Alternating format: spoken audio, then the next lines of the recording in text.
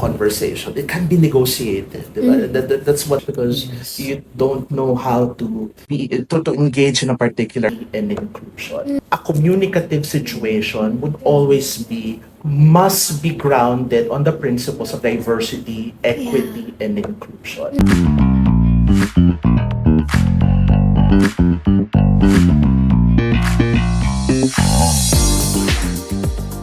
Hello everybody, I am Jonna Silos. And I am Matt Espeliogo.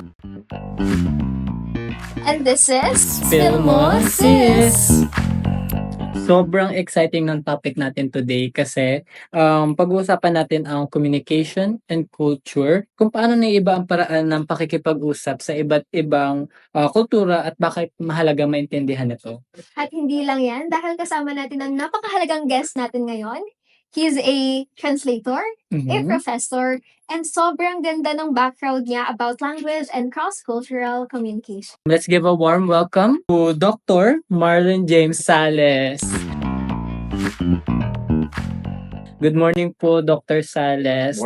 Before we kick things off, is it okay if you could create like a short introduction for us? Yes, I'm Marlon James Sales. I'm Associate Professor of Spanish and Translation Studies at the Department of European Languages of UP Diliman. I'm a commerce student. I was a commerce student. I'm a graduate of the Communication Research Program of UP Mascom many years ago. I'm currently the head of the graduate school of the College of Arts and Letters. Nakita po namin based on our research na you speak many languages. Yeah. So, what's the hardest part of learning a new one? I think at the end of the day, kahit ano naman yung i-learn mo, regardless of what language it is or what discipline it is, merong hardship siya. No? I would like to think that the reason why you call a discipline is because you have to have the discipline to learn, right?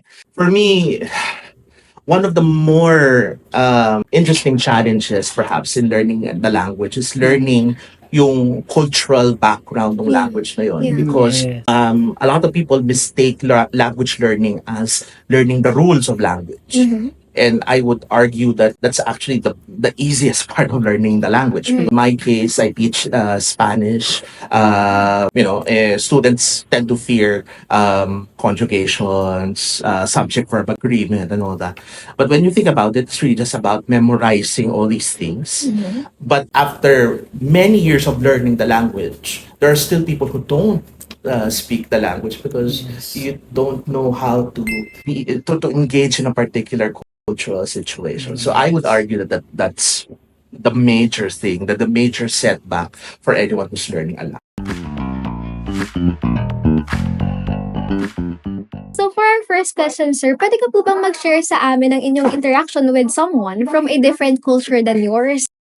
I think we tend to have a very romantic idea of what culture is. And I would like to begin with that. No? I think pag uusap tayo tungkol sa kultura, ang lagi nating iniisip ay dapat nasa ibang bansa siya o dapat yung tao ay ibang wika ang sinasalita para masabi natin na galing siya sa ibang kultura. But the fact of the matter is that whenever we talk to anyone, we are potentially interacting with someone from a different culture. Right. Diba? Yes. Kahit yung katulad nating Pilipino ang kausap natin, hindi naman necessarily na pareho tayo ng pinanggagalingan ng kultura. Madaming differences. So may mga linguistic differences. Halimbawa, Bulakenyo ako, galing ko sa May Kawayan. No? So the way that we speak Tagalog in May Kawayan is different from, say, someone who's coming from Batangas. Yeah. Meron nga akong mga kaibigan na halimbawa who would go to May Kawayan to visit me. Sabi nila parang iba yung personality mo, whatever that means.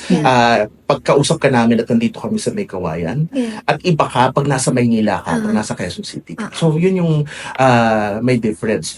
I think the more noticeable difference most of the time would be yung mga performative behavioral acts na meron tayo kapag tayo nakikipag-communicate with anyone from another culture. Ito hindi ko to napapansin before going to Spain, for example, when I studied for my masters there.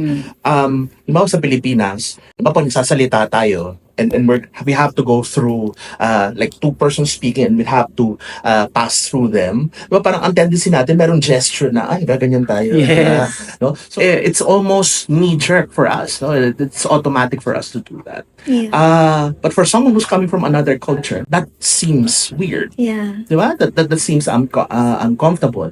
I was telling you before we started the podcast that like I have spent so many years outside the Philippines. When I came back 3 years ago and started teaching, meron akong mga ginagawa na I didn't realize were things that I got from that experience abroad. The mere fact that I asked my students to never call me with a title, that's a huge leap for a lot of Filipino students. So imagine telling your students on the first day, don't call me sir, don't call me doctor, don't call me professor, call me Marlon. It's a struggle, right? Because of how we are socialized to use an honorific every time that we address. So yun, so some of the experiences, for example, na matitingkad for me at least at this point of my life. Focus naman po on your experiences as a literary translator and scholar. So this time po mag-focus po tayo on something more specific para mas maging malalim po yung discussion.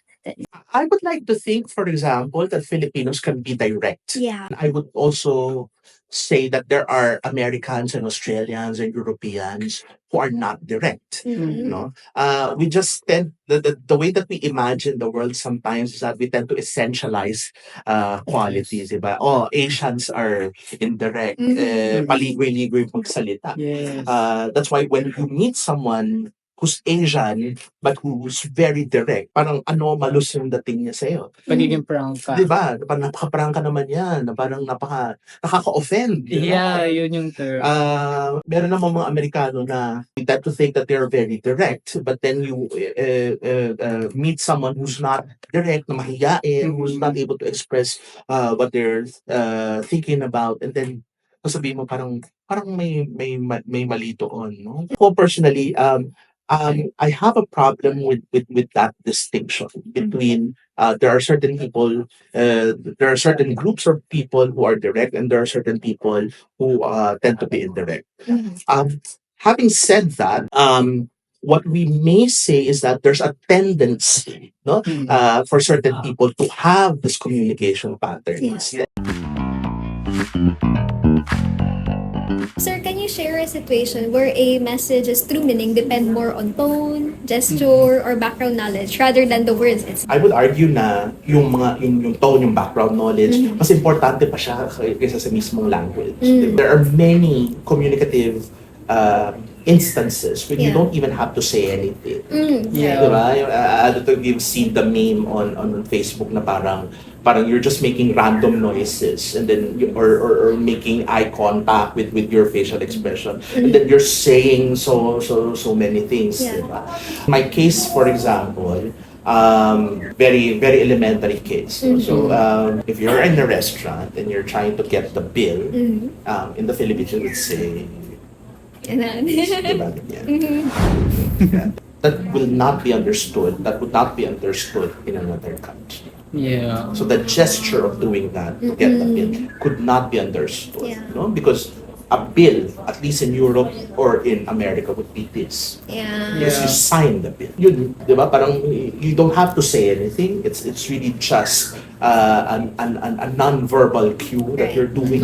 Mga Pilipino, halimbawa, pag tumuturo tayo, diba, yung mumusuin mo lang to indicate. No? Kaya nga ang joke, when I was in Spain, pag nandun ka daw sa main avenue ng Barcelona, and you want to see if there are Filipinos, parang sumutsot ka lang daw, and anyone who turns around,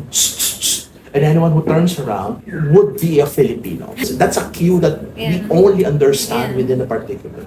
So, totoo po talaga yung sinasabi nila na non-verbal cues can speak louder than words. Yeah. Definitely. Right. From your experience, sir, ano po yung tingin niyo yung malaking difference doon sa dalawang magkaibang culture na direct and yung isa more subtle? I think in my case, I'm an anomaly because I tend to be very, very direct. I tend to be very frank. At the beginning of the semester, lagi ko sinasabi sa mga estudyante ko, don't take this, kasi sa Pilipinas, hindi ba, parang bagsak yung estudyante, ikaw na nga yung professor na check ng paper, hindi mo pa masabi sa estudyante na bumagsak siya. You have to do that extra communicative labor of sugarcoating the message to make the student feel less offended at hindi sabihin na, ako, bakit pinahiya ako ng teacher. That's a particular struggle in my case because like I wouldn't really be that person to sugarcoat the message to you. Feeling ko kasi yung mga that type of sugar coatings, evident talaga siya kapag like let's say, customer service, right? First-hand experience ko rin yan. One rule that we always have to do, especially in starting a conversation, is we always have to use positive scripting. Instead of just giving it to them directly. Kasi it's also part of the rules that, of course, they have to agree upon on. Now, you have to go in circles and give like false hope pa sa mga sa mga like sa mga callers na magagawa natin yung gusto. Kaya ako but personally, I believe na kailangan po talaga natin ng awareness to navigate both styles din talaga. Because there's pros and cons sa dalawang styles na to. Is also a negotiation at the end of the day.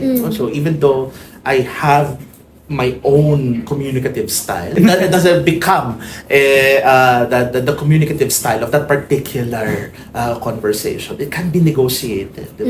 That's what's good with communication. Do you think ang pakikisama na term is important ba yun? Or do you think that just makes us more likely to avoid direct conflict? Lahat naman tayo nakikisama eh.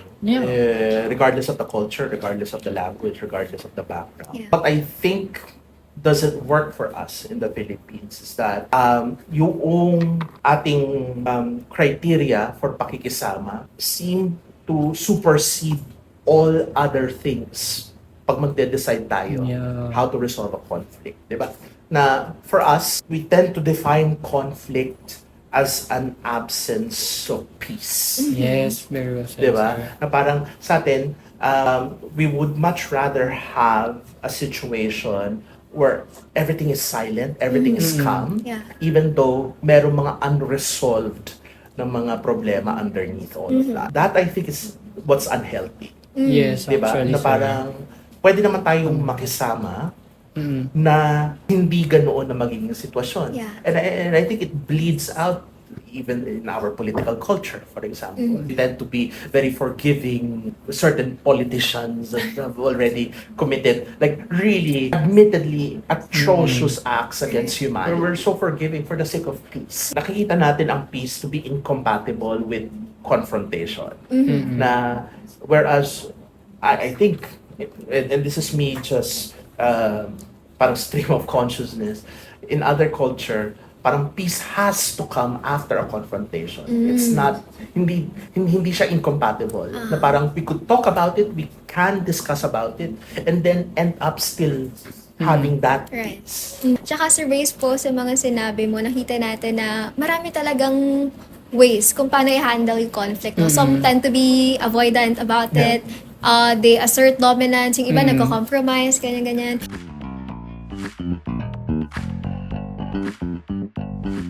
I think one of the major things that really make a communicative situation break down when you're talking or when you're engaging with someone from a different culture is thinking that what you think and what you know should be the norm in that particular situation.